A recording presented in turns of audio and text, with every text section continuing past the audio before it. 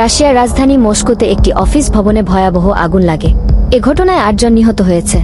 সোমবার 24 জুন রাতে দ্য গার্ডিয়ানের এক প্রতিবেদনে বিষয়টি জানানো হয়। প্রতিবেদনে বলা হয়, আগুন লাগলে অনেকে আতঙ্কিত হয়ে পড়েন, যে যার মতো বাঁচার চেষ্টা এদিক সেদিক ছুটতে থাকেন। অনেকে ভবনের জানলা দিয়ে ঝাঁপ দেন। এতে অন্তত 2 জন নিহত হয়েছে। ভবনটিতে অন্তত 30 কোম্পানির অফিস আছে। এক ভিডিও ফুটেজে দেখা গেছে 8তলা কমপ্লেক্সের উপরের তলা থেকে কালো ধোঁয়া বের হচ্ছে, এতে আকাশ ছেয়ে গেছে।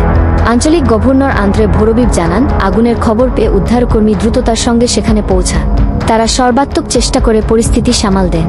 এ ঘটনায় 34 বছর বয়সী এক ব্যক্তিকে গুরুতর অবস্থায় হাসপাতালে নিয়ে যাওয়া হয়েছে। উদ্ধার কাজে আহত হয়েছেন ফায়ার সার্ভিসের 2 কর্মী। তাদেরও চিকিৎসা সেবা দেওয়া হচ্ছে। এদিকে আগুন লাগার কারণ এখনও জানা যায়নি। ইতোমধ্যে একটি মামলা দায়ের করা হয়েছে। এরপরই তদন্তে নেমেছেন প্রসিকিউটররা। তারা বিষয়টি গুরুত্বের সঙ্গে তদন্ত করছেন।